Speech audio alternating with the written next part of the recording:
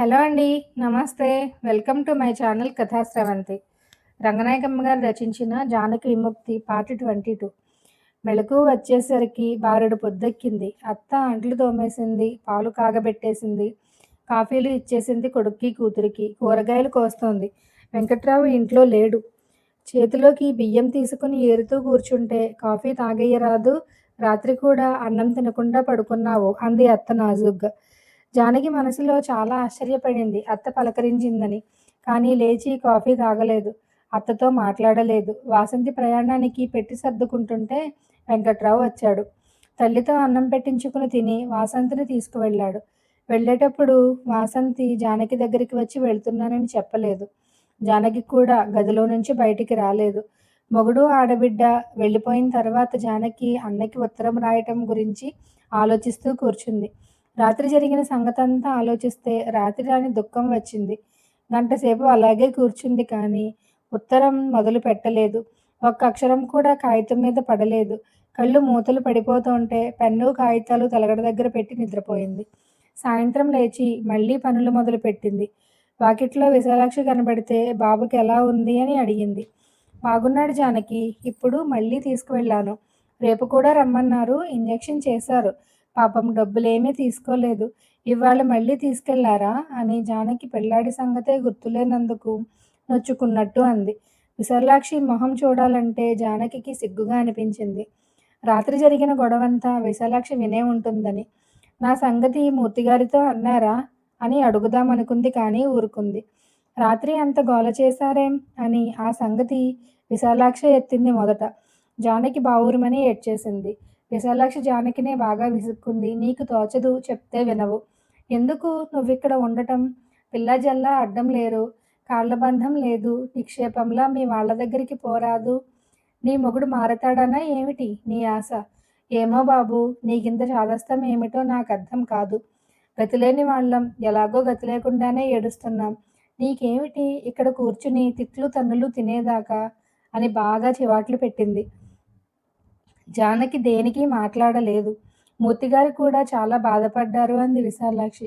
చెప్పారా మీరు అని జానకి జంకుతూ అడిగింది. జానకి విషయం మూర్తిగారికి చెబితే మంచిదని ఆలోచించే చెప్పింది విశాలాక్షి. సంగతంతా వివరంగా అడిగి విన్నాడు. ఎదురు తిరిగి మాట్లాడిందని రాత్రి బాగా కొట్టినట్టున్నాడు. చాలా గొడవైంది అంది విశాలాక్షి మూర్తితో. జానకి ఎలా ఉంది అని కంగారుగా అడిగాడు మూర్తి. వాకిట్లో కనపడింది కానీ నేనింకా మాట్లాడలేదు. కోపం వచ్చిన మనిషిలాగా నాకైతే కనపడలేదు.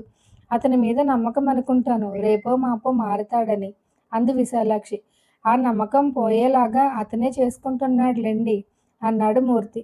ఎప్పుడైనా చాలా అవసరం అని తోస్తే నాకు కబురు పంపించండి అన్నాడు విశాలాక్షి వచ్చేసేటప్పుడు.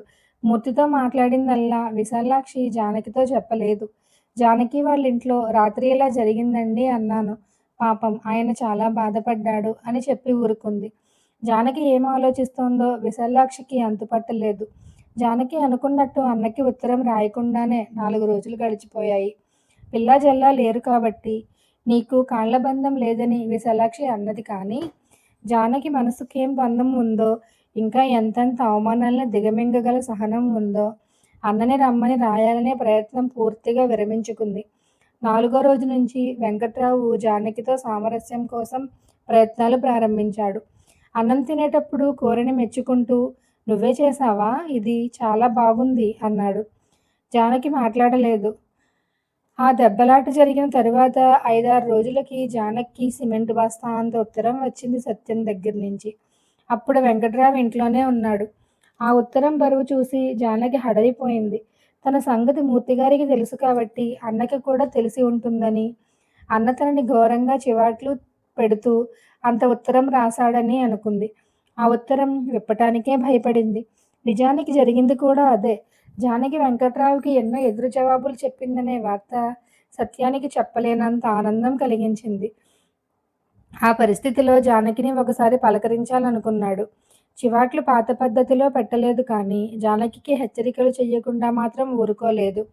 ఆ ఉత్తరంలో వెంకట్రావు చూడకూడని విషయాలు ఏమీ లేవు. ఏం చేస్తున్నావు, ఎలా ఉన్నావు అని యోగక్షేమాలు అడుగుతూ కొంత రాశాడు సత్యం మొదట. ఆ తర్వాత నేను ఈ మధ్య ఒక సినిమా చూశానే జానకి, అని ఆ సినిమాని వర్ణించటం మొదలుపెట్టాడు. నేను వెళ్ళేటప్పటికి కొంచెం సినిమా అయిపోయింది. కథానాయకుడు, నాయకి యుగళగీతం పాడుతోంటే వెళ్ళాను. ఒకళ్ళ మీద ఒకళ్ళు పడుతున్నారు, లేస్తున్నారు, కావిటేసుకుంటున్నారు, విడిపోతున్నారు, ఏమిటేమిటో చేస్తున్నారు. మొదట వాళ్ళని నేను అపార్థం చేసుకున్నాను. రెండో సీన్‌లో వాళ్ళు పెళ్లి చేసుకుంటారు కాబోలనుకున్నాను. కానీ పాపం వాళ్ళు అన్నా చెల్లెళ్ళట. నా పక్క సీట్లో ఒక మరాఠీ ఆయనో, బెంగాలీ ఆయనో చేరాడు. వాళ్ళిద్దరూ ప్రేయసీ ప్రియులా, భార్యాభర్తలా అని పట్టుకున్నాడు నన్ను. కాదు బాబూ, వాళ్ళిద్దరూ అన్నా చెల్లెళ్ళు అని ఎలా చెప్తాను? పరాయి భాష వాడి దగ్గర మనం తెలుగు సినిమాల కీర్తి ప్రతిష్టలు ఎలా ధ్వంసం చేస్తాను? ఆయన వైపు మొహం తిప్పకుండా కాసేపు మెడనరం పట్టినవాడిలా కూర్చున్నాను. అంతట్లో సినిమాలో వాళ్ళు పాట చివర ఆఖరి కావలింతలో అన్నా, చెల్లి అని కేకలు మొదలుపెట్టారు. అన్నా, చెల్లి అంటే ఏమిటని ఈయన మళ్ళీ పట్టుకున్నాడు. ఇక తప్పక చెప్పేశాను. అన్నా చెల్లెళ్ళా? మరి అలా చేశారేం? అని తెల్లబోయాడు. ఏం మీ సినిమాల్లో ఇలా చెయ్యరా? అసలు భాష రాని వాడివి నువ్వెందుకొచ్చావు? భాష వచ్చిన వాళ్ళమే చేస్తోంటే భాష రాని వాడివి నీకీ పీడ ఎందుకు? అని అతన్ని ఇంటర్వ్యూ చేశాను. బయట చాలా ఎండగా ఉంది. కాసేపు ఎయిర్ కండిషన్‌లో చల్లగా కూర్చోవచ్చని వచ్చాను. సినిమా కోసం కాదు అన్నాడు. అయితే నోరు మూసుకుని కూర్చో. మా సినిమాల సంగతి నీకెందుకు అని కోపడి నోరు మూయించాననుకో. సరే కథ విను. హీరోకి ఓ ఆదర్శం ఉంది. కట్నం ఇవ్వకుండా పెళ్లి చేయాలనే ఆదర్శం. చెల్లెల్ని చదివించడమో, తన కాళ్ళ మీద తను నిలబడేటట్టు చెయ్యటమో ఏమీ చెయ్యడు. బడికి పంపడు. ఇంట్లోంచి బయటికి తొంగి చూడనివ్వడు. మాట మాట్లాడితే చెల్లెల్ని కావిటేసుకుని భుజాలు నిమురుతూ ఉంటాడు. ఒక రోజున పెళ్లి చూపుల వాళ్ళొస్తారు. ఈ చెల్లెలు పెళ్ళికొడుకు ముందు సుశీల పాడినట్టు పాడింది. అయినా వాళ్ళు కట్నం అడిగారు. అన్న కోపోద్రిక్తుడైపోయి పెళ్లివాళ్లతో రకరకాలుగా ఫైటింగులు చేసి వాళ్ళని వెళ్ళగొట్టేసి, నా చెల్లెలికి కానీ కట్నం లేకుండా కోటీశ్వరుణ్ణి తెచ్చి పెళ్లి చేస్తాను అని శపథం చేశాడు. నెల రోజుల్లో నీకు పెళ్లి చేస్తాను చెల్లి, లేకపోతే ఆత్మహత్య చేసుకుని చచ్చిపోతానమ్మా. నా పాపిష్టి మొహం నీకు చూపించనమ్మా. ఈ రోజు నుంచి లెక్క పెట్టుకో. 30వ దినం నాడు సాయంత్రం 6 గంటలకి నేను ఇంటికి రాకపోతే చచ్చిపోయాననే అనుకో అని చెప్పి బయలుదేరుతాడు. చెల్లెలు కెవ్వున అరచి స్పృహ తప్పి పడిపోయింది. పడిపోయిన దాన్ని దాటుకుంటూ కుములుతూ వెళ్ళిపోయాడు అన్న. ఆదర్శం కదా మరి. దారిలో ఆ అన్నకి నాలాంటి బుద్ధిహీనుడొకడు ఎదురుపడ్డాడు. ఎక్కడికెడుతున్నావని వాకబు చేసి అంతా విని, నెల్లాళ్ళలో సంబంధం కుదరకపోతే నువ్వు ఆత్మహత్య చేసేసుకుంటావు కదా. అప్పుడు నీ చెల్లెలి గతేం కాను? ఈ పిచ్చి పని మానేసి ఇంటికి వెళ్ళిపో. నీ చెల్లెల్ని చదివించు. పెళ్ళి అయితే అవుతుంది, లేకపోతే లేదు అని 4 చివాట్లేశాడు. ఈ అన్న ఆ చివాట్లన్నీ తిప్పికొట్టి, స్త్రీకి పెళ్ళా చదువా ఏది ముఖ్యం అని డిబేట్ పెట్టి, పెళ్ళే ముఖ్యం అని తనే అనర్గళంగా వాదించి ముందుకు సాగిపోయాడు.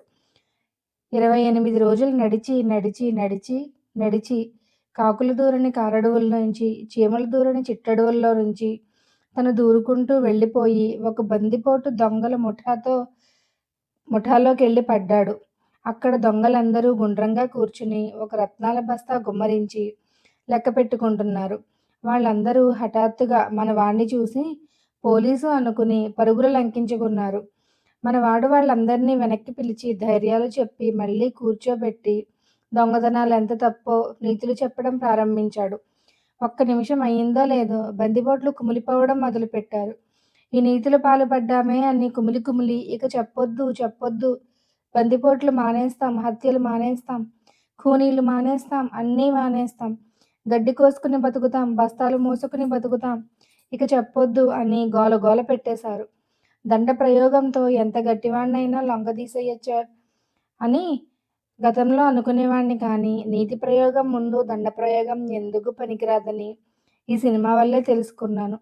సరే, తర్వాత ఆ బస్తాల రత్నాల్ని పంచుకోవటంలో దొంగల నాయకుడికి మిగిలిన దొంగలకి తగాదాలొచ్చాయి. దొంగల నాయకుడు స్ఫురద్రూపి, ఆజానుబాహుడు, నవయవ్వనుడు, పెళ్లి కానివాడు అదీను.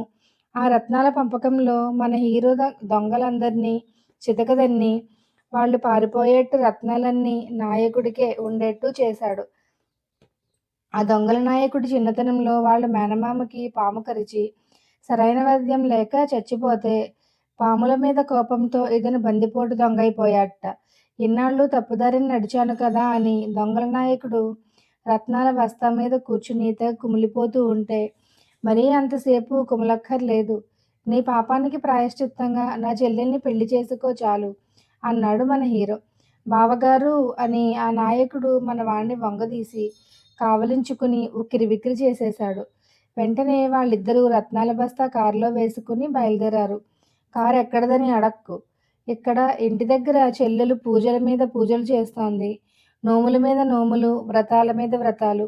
ఆ డబ్బంతా పెట్టుకుంటే ఇద్దరు పెళ్ళికొడుకులకు కట్నాలిచ్చి 2 సంబంధాలు చేసుకోవచ్చు. అన్న రావలసిన రోజు రావలసిన వేళ అన్న రాకపోతే తన గుండెల్లో కత్తితో పొడుచుకోవాలని చెల్లెలు ఒక పక్కన గడియారం, ఒక పక్కన కత్తి పెట్టుకుని పూజలో కూర్చుంది. అన్న రాకుండా ఉంటే బాగుండని నేనెంత ఆశపడ్డానో. అన్న వచ్చే కారుకి ఒకసారి రైలు గేటు అడ్డం వచ్చింది. ఒకసారి పందిపిల్ల అడ్డం వచ్చింది.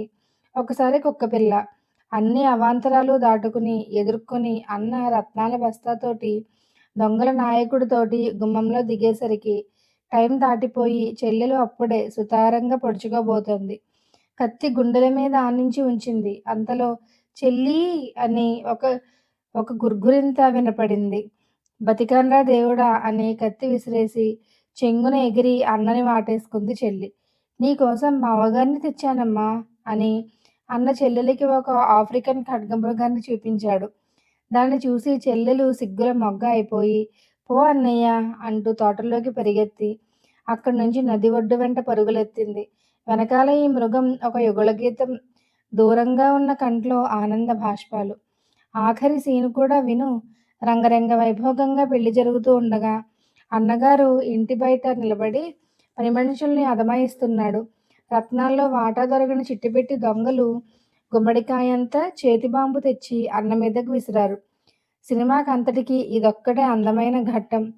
చేతి బాంబు ఎంత ఉంటుందో దర్శకుడికి తెలియకపోతే పోయింది గాని అది గుమ్మడికాయంత ఉండడమే నాకు బాగా నచ్చింది. లేకపోతే పని జరిగేది కాదేమో. అప్పటికి పెళ్ళైపోయిందిలే. అన్న కింద పడిపోయి చుట్టూ చేరిన వాళ్ళకి భారత ప్రజలకి నీతులు చెప్పడం మొదలుపెట్టాడు. చేతి బాంబు వెంటనే పని చెయ్యదా? పైగా గుమ్మడికాయంత ఉన్నా కూడా అరగంట సేపటికి కన్నుమూశాడు. ఆ త్యాగధనుడి గురించి చివరికో పాటతో శుభం. ఇలాంటి సినిమాకి నేనెందుకెళ్ళానంటావేమో. అదే బుద్ధి తక్కువైపోయింది. 6 నెలల దాకా సినిమాలు చూడనని శపథం పట్టాను. అప్పుడు మళ్ళీ శపథాన్ని పొడిగిస్తాను. అలా పొడిగించుకుంటూ పోతాను. నేను చూసిన సినిమా గురించి రాశాను కదా! నేను చదివిన పుస్తకం గురించి కూడా రాయనా? నేనీ మధ్య మార్క్సిస్ట్ తత్వశాస్త్రం పూర్తి చేశాను. ఎంత గొప్పగా ఉందో చెప్పలేను. ఈ విషయాలేమైనా నీకు రాద్దామా అంటే, నీ దగ్గర నుంచి ఉత్తరాలే లేవు. నీకిచ్చిన పుస్తకాలు చదువుతున్నావో లేదో రాయవు. సంసారాలు చేసేవాళ్ళు ఆ ఘనకార్యం తప్ప ఇంకే మంచి పని చెయ్యకూడదా? ఇంకే విషయాలు పట్టించుకోకూడదా? నువ్వు చేసే సినిమాల గురించో, నువ్వు చదివే పుస్తకాల గురించో ఎందుకు రాయవు? మార్క్సిస్టు తత్వశాస్త్రంలో విషయాలు కొన్ని చెప్పనా నీకు? ఆ విషయాలు జానకికి ఏమీ అర్థం కావని సత్యానికి తెలుసు. కానీ ఆ ఉత్తరాన్ని ఇంకా పెంచాలని, జానకి దృష్టి కొంచెమైనా బయటి విషయాల వైపు ఆకర్షించాలని సత్యం ఉద్దేశం. ఎంతసేపు మొగుడితోటి, అత్తతోటి, ఆడబిడ్డతోటి, ఆ చెత్త కారి మనుషులతో ఘర్షణలు పడుతూ, వాళ్ళ చేతుల్లో అవమానాలు పడుతూ, ఆ ఎలకల బోను కాపురంలో గుడిగుడి గుంజాలు తిరగటం ఎంత తొందరగా ముగిస్తే అంత మంచిది. ఆ ఇరుకులో ఏ అభివృద్ధి ఉంది నీకు? నీ శక్తి సామర్థ్యాలన్నీ ఆ కొంపలో తగలబెట్టుకోకు అని హెచ్చరిక చేయటం అన్నమాట అది.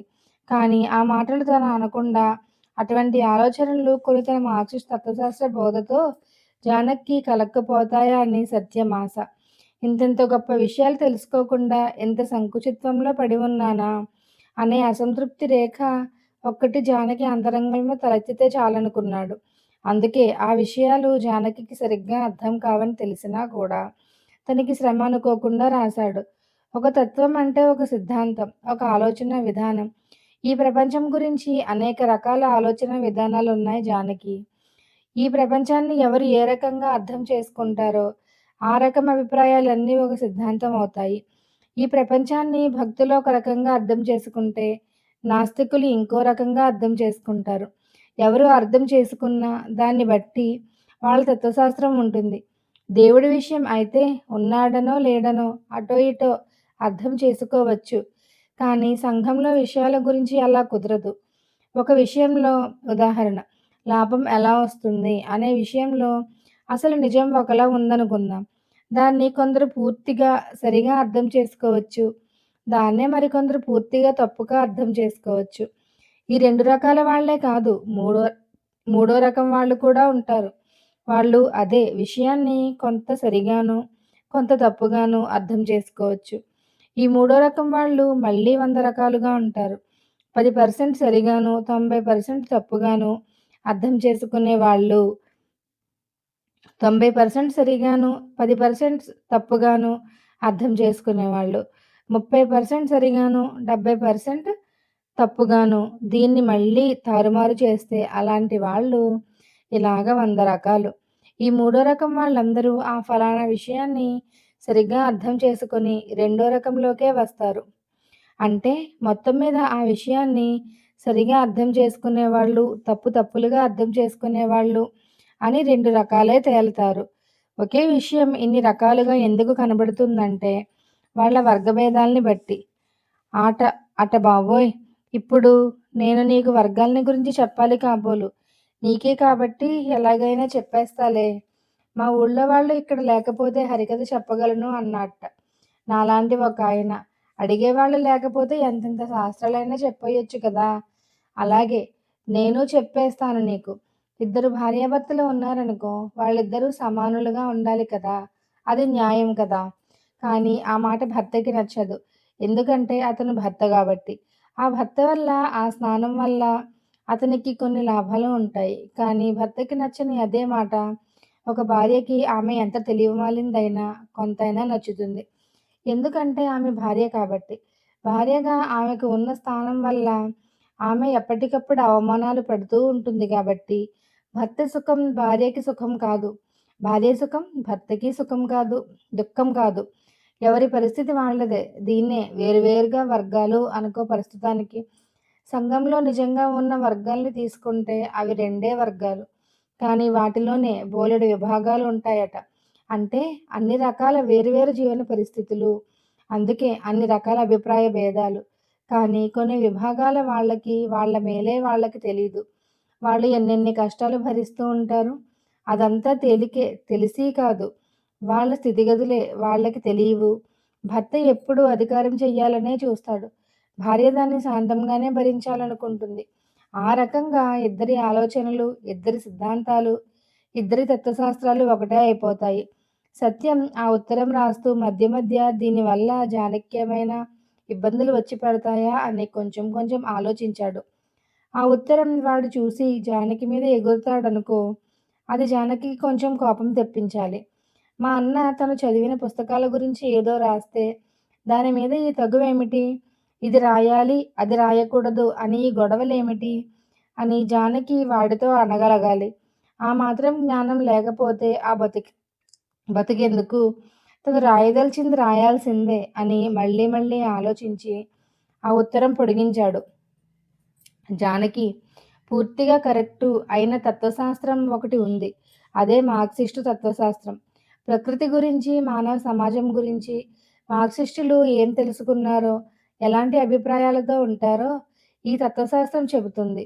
ఇది హఠాత్తుగా తయారైంది కాదు. గత కాలపు తత్వశాస్త్రాలలో ఉండే తప్పులేమిటో, ఒప్పులేమిటో అర్థం చేసుకుని తప్పుల్ని వదిలేసి ఒప్పుల్ని తీసుకుని ఆ జ్ఞానాన్ని మరింత అభివృద్ధి పరుచుకోవడం వల్ల ఈ మార్క్సిస్టు జ్ఞానం ఏర్పడింది. సమాజాన్ని అర్థం చేసుకోవటానికి సరిపోయే మార్గదర్శక సూత్రాల్ని ఈ తత్వశాస్త్రం ఇవ్వగలిగింది. సమాజంలో ఉన్న వాస్తవాల్ని ఇది కరెక్ట్‌గా గ్రహించింది కాబట్టే ఇది కరెక్ట్ అయిన తత్వశాస్త్రం అయింది.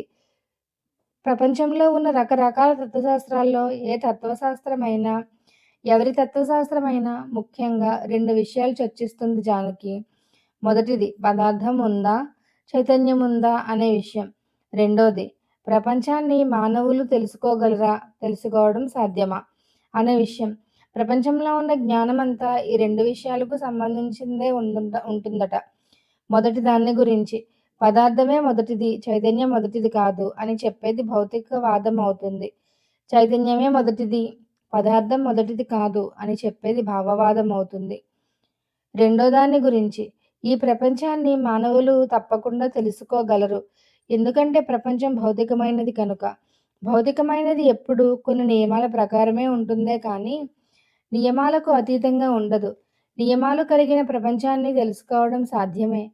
ఇప్పటికే మానవులు ఈ ప్రకృతి గురించి, సమాజం గురించి సరైన జ్ఞానం చాలా నేర్చుకున్నారు. ఇంకా నేర్చుకుంటారు.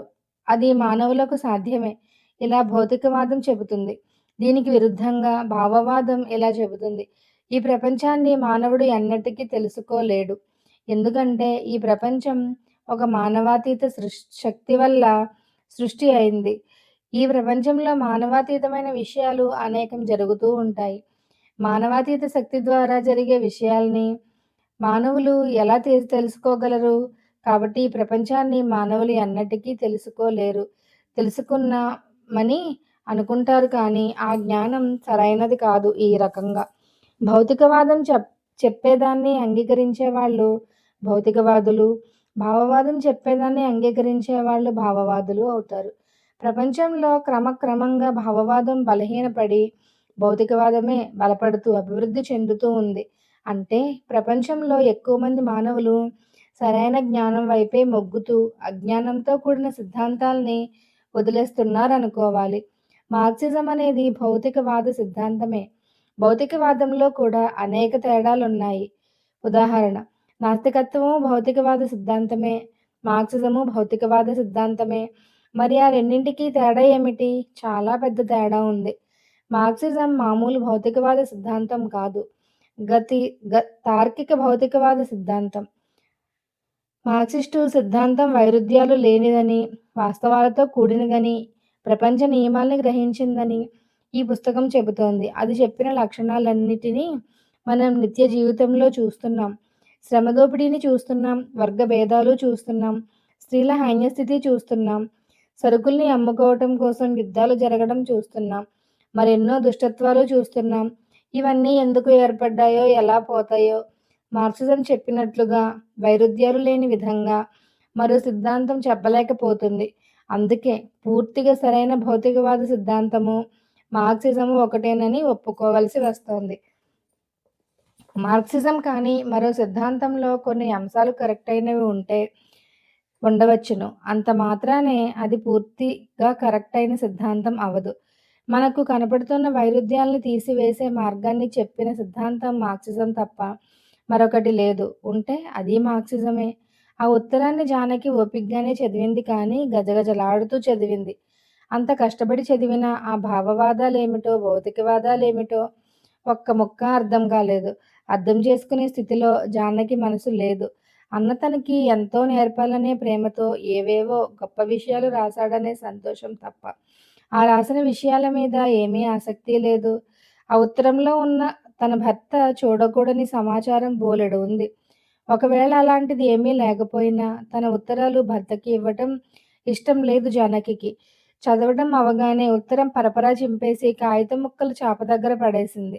అరగంట నుంచి అటు ఇటు తిరుగుతూ ఆ ఉత్తరం కోసమే కాచు కూర్చున్న వెంకట్రావు అదేంటి చింపేశావేం అని తెల్లబోతూ చూశాడు. చదవడం అయిపోయిందని చింపేశాను అని ఊరుకుంది. ఒకసారి నాకిస్తే చూద్దునుగా అన్నాడు సామరస్యంగానే అడుగుతున్నట్టు. మీకు సంబంధించిన విషయాలేం రాయలేదు అంది కిటికీలోంచి మొక్కల వైపు చూస్తూ. మళ్ళీ నోరెత్తలేదు. ఏమనుకున్నాడో వాదం పెంచలేదు. ఆ రాత్రి అతను మంచం మీద కూర్చోగానే జానకి అంది, నేను మా ఊరు వెళతాను, మా అమ్మని చూడాలని ఉంది. వెంకట్రావు గాంభీర్యం ప్రదర్శించాడు. మాట్లాడలేదు. రేపు వెళతాను, నన్ను పంపించండి. కాసేపు ఊరుకుని మళ్ళీ ఎప్పుడొస్తావు అన్నాడు. జానకి జవాబు చెప్పలేదు. ఎప్పుడొస్తావంటే మాట్లాడవేం, నాకు రావాలని లేదు. ఓహో, బెదిరిస్తే బెదిరేవాళ్ళెవ్వరూ లేరిక్కడ. బెదిరించడం ఎందుకు? నేనెక్కడి నుంచి వచ్చానో అక్కడికే పోతాను. మీరు సుఖంగా ఉండండి. బెదిరిస్తే ఆడది చెడుతుంది కానీ మగాడికేం భయం? ఆ జ్ఞానం ఉంటే ఇంత పంతం ఎందుకు పడతావు? నేను పంతం పట్టానా? జానకి కంఠం వణికింది. మాట మాట్లాడితే వెధవ ఏడుపులు, వెధవ పంతాలు. సంసారం అన్న తర్వాత 1,00,000 గొడవలొస్తాయి. మొగుడు పెళ్ళాలు కాపురాలు మానేసుకుంటారా? వారం రోజుల నుంచి పంతం పట్టి కూర్చున్నావుగా, ఎన్నాళ్ళుంటావో ఉండు దూరంగా. చాలాసేపు అయిన తర్వాత జానకి మళ్ళీ అంది. నేను రేపు వెళతాను. పంపకపోతే? ఎందుకు పంపరు? పుట్టింటికి కూడా వెళ్ళనివ్వరా? ఇంకేమీ మాటలు జరగలేదు ఇద్దరికి. జానకి నిజంగా పుట్టింటికి వెళ్ళి అక్కడి నుంచి రాకుండా ఉండాలనుకుందా? అనుకోలేదు. అలా అంటే అతనేమంటాడో చూడాలనుకుంది. అంతే. తెల్లారి లేచి లేవగానే జానకి చాప దగ్గర పెట్టుకుని వరండా చివర కూర్చుంది. అత్త ముక్కుతూ మూలుగుతూ పని మొదలుపెట్టింది. వెంకట్రావు నిద్ర లేచి బయటికి రాగానే జానకిని చూశాడు. తెల్లబోయి కాసేపు గదిలోకి బయటికి తిరిగాడు. వంటింట్లో ఏదో పని చేస్తున్న తల్లితో, ఈ పనులతో నువ్వేం వేతన పడతావు? అది నీళ్లు పోసేసుకుంటుందిలే. నీళ్లు పడెయ్యి అన్నాడు. విన్నవాళ్ళిద్దరూ నిర్ఘాంతపోయారు. అదేమిట్రా బయటున్న మనిషి? పర్వాలేదులే, ఈ రోజుల్లో అందరూ చేస్తున్నారు. పర్వాలేదు గాని తొందరగా నీళ్లు పడే. ఏ జానకి స్నానం చేసెయ్యి అని తల్లికి పెళ్ళానికి ఆజ్ఞలు జారీ చేసేసి మొహం కడుక్కోవడానికి వెళ్ళిపోయాడు. అత్త మూలుక్కుంటూ స్నానాల గదిలో 2 బిందెలతో చన్నీళ్లు పడేసి నీళ్లలో గిద్దెడు పసుపు పోసింది. కుంకుడుకాయలు, బట్టలు అన్నీ అక్కడ పడేసింది. జానకి ఆశ్చర్యంతో తబ్బిబ్బవుతూ స్నానం చేసింది. తన భర్త గట్టిగా ఒక్క మాట అంటే అత్త నోరు మూసుకుంది. ఇంత చిన్న విషయానికి పెళ్ళయిన దగ్గర నుంచి ఏడిపించుకు తిన్నారు. ఇవాళెందుకో ఆయనకి తెలిసొచ్చింది. మధ్యాహ్నం పూట జానకి విశాలాక్షితో ఆ మాటలే అంటే విశాలాక్షి నవ్వి, మీ ఆయన భలే ఎత్తేశాడులే, నీకు బాగా కోపం వచ్చిందని కనిపెట్టాడు అంది. జానకికి ఏమనడానికి తోచక ఊరుకుంది. వారం 10 రోజుల పాటు జానకి సరిపోయే శాంతి విరాజిల్లింది ఇంట్లో. పెద్ద పెద్ద కేకలు మానాడు. అన్నాలకి కూరలకి వంకలు పెట్టి ఎగరడం మానాడు. జానకి ఏదన్నా పుస్తకం చదువుతూ కూర్చుంటే రుసరుసలాడడం మానాడు. ముఖ్యంగా 1-2 సార్లు అవకాశాలు వచ్చినా సత్యాన్ని తిట్టడం మానాడు. 15 రోజుల పాటు వెంకట్రావు చేసిన రాజీ ఎత్తుగడలన్నీ ఫలించాయి. ఒకరోజు రాత్రి జానకి అతన్ని పక్కన కూర్చొనిచ్చింది. వెంకట్రావు తన బెంకం చెడగొట్టుకోకుండానే ఏమిటేమిటో మాట్లాడాడు. జానకి నిష్ఠూరంగానూ కోపంగానూ కొన్ని మాటలడిగింది. వాసంతి వచ్చినప్పుడు తనని చీటికి మాటికి వెటకారాలు చెయ్యటం గురించి అడిగితే అదంతా వేళాకోళం అన్నాడు. వాసంతిని అన్నిసార్లు సినిమాకి తీసుకెళ్ళినప్పుడు తనని ఒక్కసారన్నా రమ్మని అడగకూడదా అంటే, నువ్వెప్పుడూ పనిలో ఉండేదానివిగా అన్నాడు. తనని అతను కాలితో తన్నిన సంగతి గుర్తొచ్చి సిగ్గుతో బొటబొట కన్నీళ్లు కారుస్తూ ఆ మాటలు అడిగితే, నువ్వలా బయటికెళ్ళడం నాకిష్టం లేదన్నాడు. కావాలంటే మగాళ్ళని వెంటబెట్టుకుని వెళ్ళాలి కానీ ఆడవాళ్లే ఆస్పత్రుల వెంట తిరుగుతారా అన్నాడు. మగాడు రెక్కలు ముక్కలు చేసుకుని రోజంతా గుడ్డు చాకరీ చేసి ఇంటికొస్తే ఇంటి దగ్గర ప్రాణానికి సుఖం లేకపోతే ఆడవాళ్ల పోట్లాటలు చెవిన పడితే మగాడికి ఒళ్ళు మండిపోతుందన్నాడు. ఆ తిక్కలో ఏం చేస్తాడో మగాడికి ఒళ్ళే తెలీదన్నాడు. అసలే కంపెనీలో నానా యాతన పడి ఇంటికొస్తే ఇంటి దగ్గర గొడవలు చూస్తే పిచ్చెక్కిపోతుందన్నాడు. మీరింటికొచ్చేసరికి గొడవలు పెట్టేది నేనేనా? నేను గొడవలు పెడతానా అని జానకి అంటే, నువ్వు పెట్టావో ఎవరు పెట్టారో, కష్టపడి వచ్చిన వాడికి అంత ఓపికెక్కడుంటుంది? మా అమ్మ కాస్త చాదస్తంగా మాట్లాడితే మాత్రం నువ్వు ఊరుకోకూడదా? మాటకి మాట అంటించాలా? పెద్దదాన్ని ఏమంటాను? కట్టుకున్నదాన్ని. దగ్గరున్న చొరవ తల్లి దగ్గరుంటుందా? పెళ్ళాన్ని ఒక తిట్టు తిట్టినా, ఒక కొట్టు కొట్టినా తర్వాత ఎలాగో కాళ్ళ వేళ్ళ పడి నచ్చ చెప్పుకోవచ్చు. అదే అర్థం చేసుకుంటుందనే ధైర్యం ఉంటుంది. నువ్వు 4 మాటలన్నా నేను పడతాను పర్వాలేదు. నేను నిన్ను అనొచ్చు, నువ్వు నన్ను అనొచ్చు. నేను చేసిన పని మంచో చెడో నువ్వు భరించకపోతే ఎవరు భరిస్తారు? నిన్ను బాధపెట్టడం నాకు సరదా అనుకున్నావా? అని అరగంట సేపు ఏమిటేమిటో చెప్పుకొచ్చాడు. జానకి మధ్య మధ్య ఒక్కో మాట అడగాలనిపించింది కానీ భర్త మందలింపులకు జంకి నోరు మెదపలేకపోయింది. భర్త మాటలన్నీ అయ్యేటప్పటికి తను అడగవలసిందేమీ తోచలేదు. ఆనాడు అత్త ఆడబిడ్డ ఎన్ని అనుకున్నా తను కలుగజేసుకోకుండా ఉంటే ఏ గొడవ లేకపోనేమో అనిపించింది కూడా. ఆలోచనలు చచ్చుబడిపోయాయి. మూఢురాలిలాగే పిచ్చి మొహం వేసుకుని కూర్చుంది. వెంకట్రావు వాగిందంతా ఏదో అల్లాటప్పా వాగుడు కాదు. అది ఒక శక్తివంతమైన తత్వశాస్త్రం. వెంకట్రావుల తత్వశాస్త్రం. లక్షలాది కోట్లాది స్త్రీల మెదళ్లని చీడలా పట్టి మొద్దుబార్చి వాటిని అజ్ఞానానికి, అచేతనానికి, అభిమాన రాహిత్యానికి ఈడ్చేయగల తత్వశాస్త్రం. అనంతమైన లక్షల అల్పాతి అల్ప విషయాల మీద స్త్రీల వ్యక్తిత్వాల్ని, శక్తి సామర్థ్యాల్ని సర్వనాశనం చేసేయగల తత్వశాస్త్రం. నిర్దోషులైన స్త్రీలని సంస్కారహీనులైన భర్తల పాదాల ముందు పెంపుడు కుక్కల్ని చేసి, వారి సుఖ సంతోషాల్ని, వారి మాన ప్రాణాల్ని, వారి సమస్తాన్ని భర్తలకు దారాదత్తం చేయించగల తత్వశాస్త్రం. దాన్ని తన్నే లేకపోతే ఏ వెంకట్రావు ఒక్క నిమిషం కూడా భర్తగా నిలబడి అన్ని నిరంకుశాధికారాలతో కుటుంబ రాజ్యాన్ని అంత యథేచ్ఛగా పాలించలేడు. కాలితో ఇడ్చి తన్నిన మనిషి ముందు తన్నులు తిన్న మనిషి అంత లొంగుబాటుతనంతో కూర్చున్నదంటే, తన్నిన మనిషి ఆగేదంతా అంత సహనంతో వింటున్నదంటే, చివరికి అసలు నాదే పొరపాటేమో అనుకుంటున్నదంటే దాని అర్థం ఏమిటి? ఏ సిద్ధాంతం ఆమెనలా కూర్చోబెట్టింది? నిన్ను బాధపెట్టడం నాకు సంతోషమంటావా? నువ్వు నమ్ముతావో లేదో కానీ నీ మీద చెయ్యి చేసుకున్నందుకెంత బాధగా ఉందో అని అతను అన్నదానికి ఇంతకు ముందు మాత్రం ఇలాగనలేదా అని జానకి తర్కించుకోకపోలేదు. ఎంత తర్కించుకున్నా ఆమె ఊగిసలాటని, అనుభవ జ్ఞానాన్ని అతని సిద్ధాంతం మింగేసింది. తర్వాత ఏం జరిగిందో నెక్స్ట్ పార్ట్‌లో తెలుసుకుందాం. Please like, share and subscribe my channel. Thank you so much friends.